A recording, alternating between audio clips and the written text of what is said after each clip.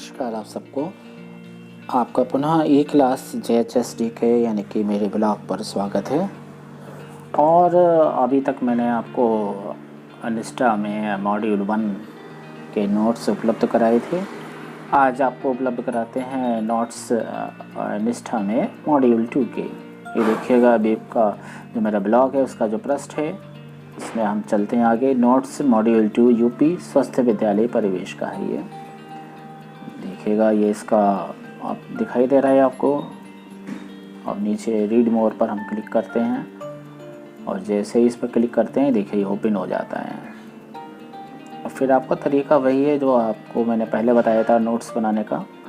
ठीक है, ये आपका जो प्रशिक्षण पैकेज है। और अभिवादन आपको निष्ठा प्रशिक्षण की नोट्स श्रृंखला में आज प्रस्तुत है मॉड्यूल 2, जिसके नोट्स आपको पूर्ववत स्क्रीनशॉट लेकर बनाने हैं। इसका एक दूसरा उपाय भी है जो मैंने बोला था कि जो मेरा ब्लॉग एड्रेस है उस पर आप ब्लॉग पर जाइएगा और उस पर आपको मॉड्यूल 1 का भी मिलेगा लिंक और मॉड्यूल 2 का भी लिंक मिलेगा। उसको आप जाइए और उससे क्या करिएगा, प्रिंट आउट निकाल लीजिएगा। अब उद्देश्य क्या है, ये जो हमारा मॉड्यूल है प्रशिक्षण पैकेज मॉड्यूल 2, इसका उद्देश्य नंबर 1 व्यक्तिगत सामाजिक गुणों के बारे में शिक्षकों की समझ विकसित करने में सहायता करना। स्वयं के व्यक्तिगत सामाजिक गुणों पर विचार करने के साथ छात्रों में उन्हीं गुणों का विकास करने में, मतलब खुद में व्यक्तिगत सामाजिक गुण विकसित हों और हमारे द्वारा जब हमारे अंदर वही चीज़ विकसित होगी तो हम वही गुण छात्रों में भी विकसित करेंगे। इसमें ये क्या करेगा, हेल्प करेगा ये मॉड्यूल। थर्ड पॉइंट, कक्षा में मार्गदर्शन प्रदान करने के लिए आवश्यक गुणों और कौशलों का विकास करने में, मतलब हमारे अंदर वे सभी गुण और कौशल विकसित होंगे या उनका विकास होगा जो क्लास में क्या करेंगे, हमें मार्गदर्शन प्रदान करने में सहायक होंगे। फोर्थ पॉइंट, विद्यालयों या कक्षाओं में एक ऐसा वातावरण बनाने में जहाँ सभी विद्यार्थी स्वीकार्य महसूस करें, उनमें आत्मविश्वास जगे, वह यह महसूस करें कि उनका ध्यान रखा जा रहा है और वे एक दूसरे की भलाई के लिए चिंतित हैं। फोर्थ पॉइंट यह है कि आपके क्लास में एक ऐसा माहौल बन जाए जहाँ सभी विद्यार्थी या यूँ कहिए दूसरे शब्दों में कोई ये ना महसूस करे छात्र की वह अपेक्षित है, उन पर ध्यान नहीं दिया जा रहा है। तो वह ऐसा सोचेगा तो सीधी सी बात है वो पढ़ने में उसे बहुत ज़्यादा परेशानी होगी, उसको दिक्कत आएगी और उसका मन नहीं लगेगा। हो सकता है वह स्कूल आना भी बंद कर दे। अब आप देखते हैं व्यक्तिगत सामाजिक गुण क्या होते हैं, देखिएगा ज़रा। फर्स्ट पॉइंट है इसमें, विद्यालय का वातावरण छात्रों के लिए उनके व्यक्तिगत सामाजिक गुणों को विकसित करने का मार्ग देता है जो उनके जीवन के सभी पहलुओं में उनके अधिगम और व्यवहार को प्रभावित करता है। क्या मतलब हुआ, इसका अर्थ ये है कि जैसा विद्यालय का जो वातावरण है वो छात्रों के जो उनका खुद का सामाजिक गुण है, मतलब परिवार से तो असर पड़ता ही है, लेकिन जो विद्यालय का जो वातावरण है, विद्यालय में रहता है बच्चा, तो उसके ऊपर उसके जो सामाजिक गुण हैं उनको विकसित करने में काफ़ी सहायता देता है। ये आप अनुभव करेंगे इस चीज़ को। और उनके जीवन के सभी पहलुओं में उनके व्यवहार के साथ साथ उनकी जो अधिगम क्षमता है उसको भी क्या करता है, प्रभावित करता है। बहुत इम्पॉर्टेंट चीज़ है कि विद्यालय का वातावरण। सेकंड पॉइंट, विद्यार्थियों की अधिगम प्रक्रिया में भावनाएं एक महत्वपूर्ण भूमिका निभाती हैं। आप किसी बच्चे से बार बार हतोत्साहित करोगे तो बेचारा नहीं सीख पाएगा। अगर आप प्रोत्साहित करोगे, आपने जरा सा भी वो काम कुछ लेकर आया, उसे आपने क्या करा, प्रोत्साहित करा, हाँ बेटा बहुत बढ़िया, बहुत अच्छा काम किया आपने, तो वो और अच्छा करने की कोशिश करेगा। तो वही बात है लिखी हुई कि सकारात्मक भावनाएं। सेकंड पॉइंट है, देखिएगा, सकारात्मक भावनाएं खुशी, उत्साह आदि की जो प्रेरणा उसको बढ़ाती हैं, प्रेरणा उससे बढ़ती है और अधिगम और प्रदर्शन को क्या बनाती है, सुविधाजनक। और नकारात्मक भावनाएं वही उल्टा काम करती हैं। क्या करती हैं? क्रोध, उदासी, अपराध बोध, रोष, असुरक्षा और संबंधित भावनाएं जैसे सजा का डर, उपहास, लांछन लगाना, प्रेरणा से ध्यान कम करती हैं और उनके अधिगम में क्या करती है? बाधा डालती है। थर्ड पॉइंट, जब शिक्षक ये दर्शाते हैं कि वे छात्रों को जानने और उनकी मदद करने में रुचि रखते हैं, उनका ध्यान रखते हैं, तो छात्र न केवल भावनात्मक रूप से क्या करते हैं? सुरक्षित महसूस करते हैं, बल्कि अपने दिन प्रतिदिन के व्यवहार में ऐसे गुणों को दोहराने की कोशिश भी करते हैं। इसलिए आवश्यक है कि शिक्षक बच्चों के अधिगम और समग्र विकास के लिए एक महत्वपूर्ण समर्थन के रूप में इन गुणों और कौशलों के महत्व को समझे। थर्ड पॉइंट क्या मतलब? समझने की कोशिश करते हैं क्या लिखा होगा। सीधा सा है, सिंपल सी ये लाइन लिखी है कि शिक्षक ऐसा व्यवहार करे कि छात्र को लगे कि हमारे जो सर जी हैं या हमारी जो मैम हैं वो हमारे इंटरेस्ट रखती हैं, जो हम काम करते हैं उसको वो चेक करते हैं, और उससे लगेगा ना, बच्चे छोटे बच्चे हैं, उन्हें लगेगा भी कि वे भावनात्मक रूप से सुरक्षित महसूस भी करते हैं। और लिखा है ना कि बल्कि अपने दिन प्रतिदिन के व्यवहार में ऐसे गुणों को दोहराने की कोशिश भी करते हैं। तो हमारे विद्यालय में, हमारी क्लास में गुणों का क्या हो रहा है? धीरे धीरे धीरे धीरे निर्माण होता है, ठीक है ना। अब विद्यालय में अवसर जहाँ व्यक्तिगत सामाजिक योग्यता का पोषण किया जा सकता है। कौन कौन से अवसर होते हैं? पाठ्यक्रम संज्ञानात्मक विकास के साथ साथ जो हम पढ़ाई करवा रहे हैं कि पाठ्यक्रम के अकॉर्डिंग व्यक्तिगत सामाजिक क्षमता के विकास के लिए स्थान प्रदान करता है। विद्यालय की गतिविधियां कौन कौन सी हैं? जैसे प्रातः सभा, मॉर्निंग असेंबली जो हो रही है उसमें आप एक्टिविटीज़ करवा रहे हो, मिड डे मील में भी कोई आप एक्टिविटी करवाते हो, वो करवानी भी चाहिए। अगर आमने सामने बच्चे बैठे हुए हैं एक लाइन में पंक्ति में होकर, और तो उनसे कुछ भी कह दीजिएगा जब तक कि भोजन परसा जा रहा है कि अंताक्षरी करो या ऐसा कोई भी गतिविधि करवाइए।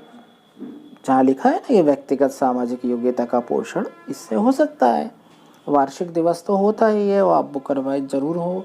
मीना मंच के प्रोग्राम होते हैं और इसी तरह का कोई भी प्रोग्राम आप मना सकते हैं, सेलिब्रेट कर सकते हैं। उच्च प्राथमिक स्तर पर पूर्व व्यावसायिक शिक्षा जैसे कुछ उत्पादक कार्य गतिविधियों को हम किस में शामिल कर सकते हैं? गणित विज्ञान के साथ एकीकृत कर सकते हैं। ये मेन 3 पॉइंट हैं। ये असल में क्या है कि जो इनका परिचय दिया जा रहा है एक पॉइंट्स में, इसके बाद वो विकल्पीय प्रश्न है थोड़े से, वो आप देख लीजिएगा। आपको करना क्या है, इसका स्क्रीनशॉट लें और ये आपके लिए काफ़ी हेल्पफुल होंगे। विद्यालय कक्षा में स्वस्थ वातावरण के लिए आवश्यक गुण एवं कौशल क्या क्या हैं देखिएगा। संवेदनशीलता और देखभाल, विश्वसनीयता होनी चाहिए, स्वयं और दूसरों के प्रति सकारात्मक दृष्टिकोण रखें हम, प्रभावी संचार कौशल होना चाहिए, ठीक है ना। और इसमें मतलब क्या है कि संसार के सभी आयामों में सुनना एक महत्वपूर्ण पहलू है। भाई आपके सामने कोई खड़ा हुआ है, आप उसकी बात ही नहीं सुनोगे तो वो क्या प्रतिक्रिया देगा आपको? कुछ नहीं। क्या संचार है? कोई संचार कौशल तो वही नहीं ना, ये प्रभावी कुछ भी नहीं है।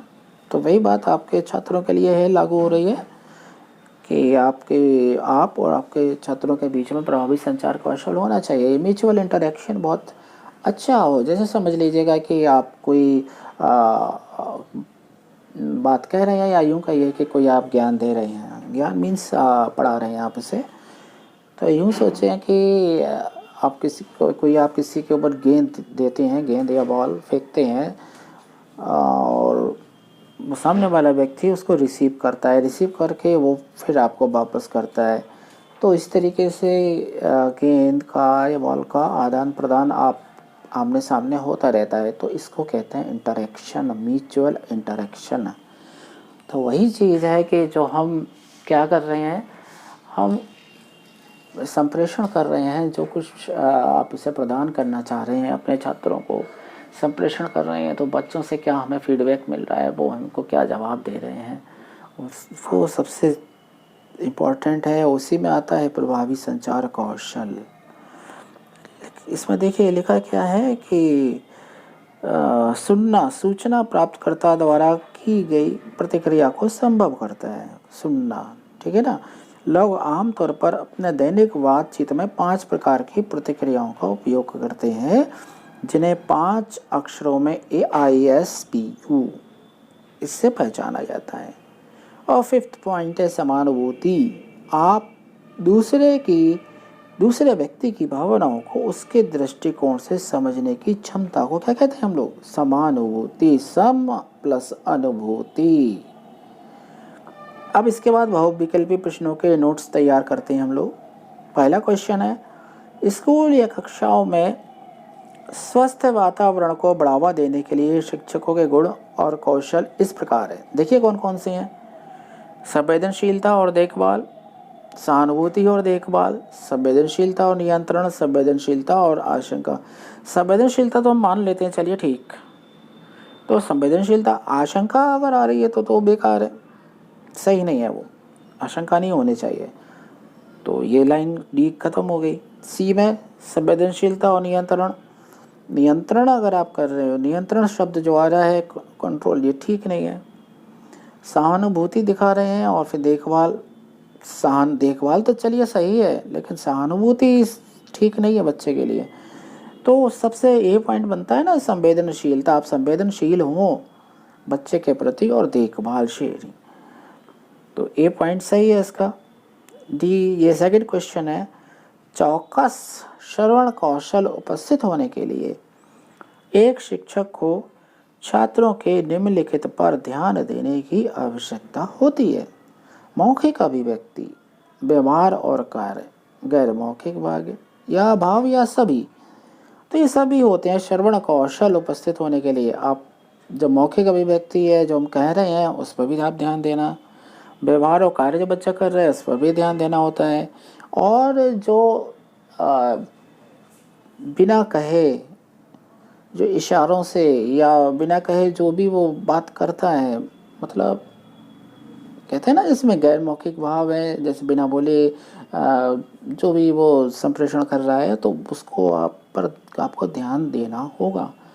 सपोज करिए जैसे आप पढ़ा रहे हैं किसी को, उसको समझ में नहीं आ रहा है बच्चे को, तो मुँह से कह तो नहीं रहा है, लेकिन उसके आंखों से या चेहरे के हाव भाव से पता चल रहा है कि वो उससे इंटरेस्टेड नहीं है, तो उस पर ध्यान देना आवश्यक है। तीसरा पॉइंट, इनमें से कौन व्यवहार परिवर्तन को सुकर बनाना, निर्णय लेने में मददकारक, व्यक्ति के लिए समस्याओं का समाधान करना, भावनाओं को समझने को सुकर बनाना। अब सुकर माने क्या होता है? सुकर माने आसान होना, प्रभावी सहायक की विशेषता नहीं है। व्यक्ति के लिए समस्याओं का समाधान करना, ये क्या है? विशेषता नहीं है। फोर्थ पॉइंट, शिक्षक संवेदनशीलता के गुणों को चित्रित या दर्शा सकता है। विचारों को व्यक्त और दूसरों को समग्र करना, दूसरों के साथ काम करने की क्षमता होना, दूसरों की राय लेकर और दूसरे की भावनाओं विचारों से अवगत होकर। ठीक, सही बात है ये। हाँ, दूसरे की भावनाएं पता होनी चाहिए, उनके विचार भी हमें पता होने चाहिए, तभी तो हम संवेदनशीलता का गुण दर्शा सकते हैं। नहीं तो हम संवेदनशील कहाँ हुए अगर ये बातें नहीं हुई तो।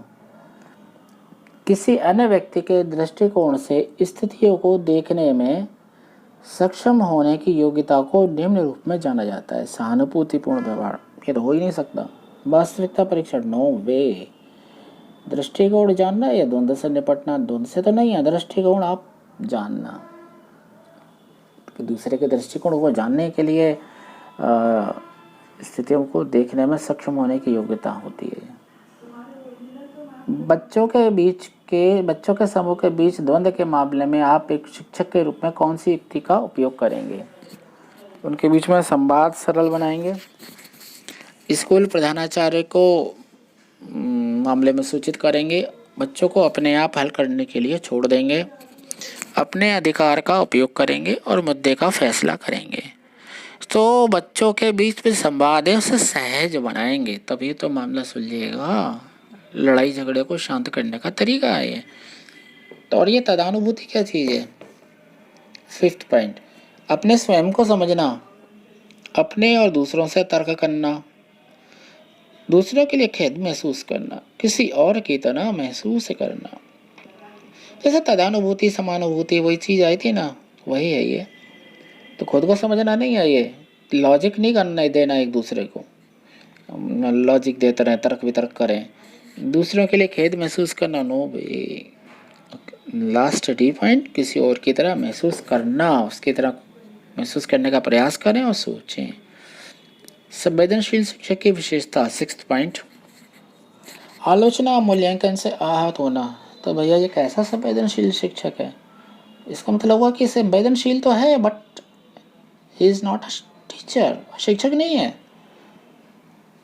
अगर कोई आपकी आलोचना कर रहा है तो आपको बहुत बुरा लग रहा है, मूल्यांकन अगर किया जा रहा है कि अरे नहीं है, तो भी अच्छा नहीं लग रहा।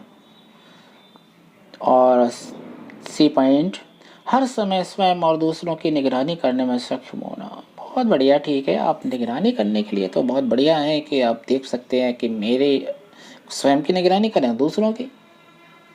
तो ये संवेदनशीलता कहाँ रही है? स्वयं की आवश्यकताओं के प्रति सचेत रहना। हाँ भाई, ये तो इस बात में मैं बहुत संवेदनशील हूँ कि मेरी खुद की आवश्यकताएं बहुत सही रहें, सब बढ़िया चौकस रहें मेरी आवश्यकताएं। तो ये तो शिक्षक इसमें भी नहीं है ना कहीं। तो ये बी पॉइंट है, जरा इसमें क्या लिखा हुआ है? छात्रों की आवश्यकताओं और समस्याओं के अनुरूप होना। तो जो शिक्षक देखिएगा, शिक्षक शब्द आ रहा है तो उसकी जो प्रॉपर्टी है, एक तो संवेदनशीलता, छात्रों की आवश्यकताओं और समस्याओं के अनुरूप होना। सेवेंथ पॉइंट देखिएगा जरा, शिक्षक छात्रों को वास्तविक चिंता और रुचि का संप्रेक्षण कर सकते हैं, आंख से संपर्क करके, उन्हें हमेशा उनका रास्ता देकर, उनके कार्यों पर सवाल नहीं उठाकर, उन्हें गतिविधियों में वरीयता देकर। तो गतिविधि में आपने वरीयता दी तो आपने ऐसा क्या काम कर दिया हमने?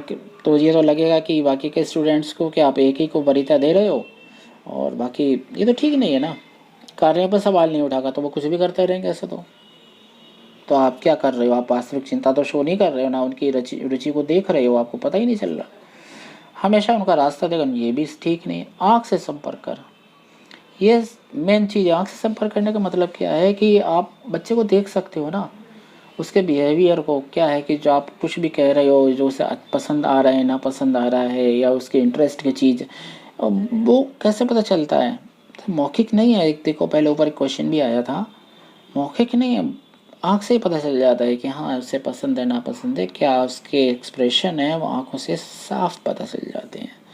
एट्थ है, छात्रों के लिए शिक्षकों को कक्षा के वातावरण में सकारात्मकता को बढ़ावा देने की आवश्यकता है। याद करिएगा, ऊपर एक पॉइंट आया था, सकारात्मकता नकारात्मकता। सकारात्मकता का क्वेश्चन भी आ गया, देखिए, ताकि छात्र अनुभव कर सकें। सकारात्मकता से क्या अनुभव करेंगे वो? अलग और देखने योग्य, नो। संरक्षित और अनिश्चित, अनिश्चित मतलब आ रहा है बेकार ना। एकांत और सतर्क, नो। सुरक्षित और स्वीकृत, ये है डी आंसर इसका। तो आपने देखा कि किस प्रकार जो शुरुआत के जो पॉइंट्स थे वो शॉर्ट आंसर टाइप के थे, जो आपको सहायता करेंगे समझने के लिए मॉड्यूल को। और ये क्वेश्चंस थे जो शायद आपने करे भी हैं क्वेश्चन, ये जो आपने जो मॉड्यूल करा था ना, मॉड्यूल 2 उसमें। तो आशा है आप लोग क्या करेंगे, इसका नोट्स तैयार कर लेंगे और स्क्रीनशॉट लेकर, नहीं तो आप जो ब्लॉग है ब्लॉग पर जाइएगा और ब्लॉग पर जाकर इसका प्रिंट आउट निकलवा लीजिएगा। Thank you.